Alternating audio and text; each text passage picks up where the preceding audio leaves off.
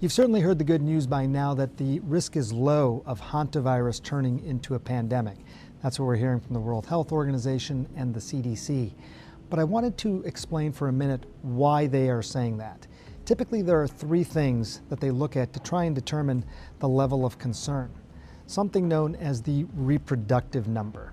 Now, this is a number that basically says if you have somebody who is infected with the virus, how many people are they likely to spread it to? When they look at sort of outbreak averages when it comes to hantavirus, that number is around 1.19.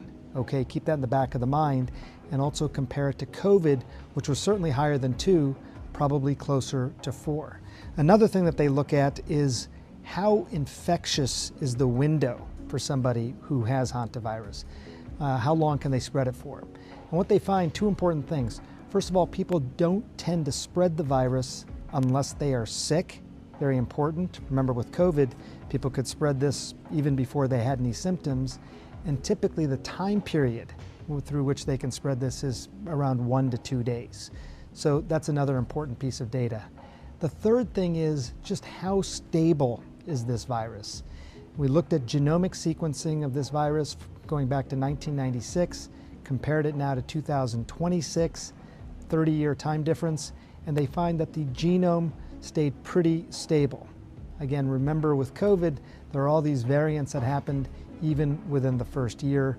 Hopefully that won't be the case here. Let me show you something really quick.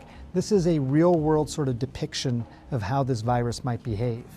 The person on the left there, that is a man who entered a birthday party, was there for about 90 minutes. He was sick when he came into the party, and during that time he infected 5 people. Most of those people were anywhere between 1 to 4 feet away. Over time, 11 people died from that super spreader event and 34 people were infected. And if you look at this chart, you can get an idea of sort of how that spread happened. This is what scientists are most concerned about. Again, the good news is that the infectious window is very tight. In fact, 80 healthcare workers cared for the people that you see on the screen, and none of those health workers got sick.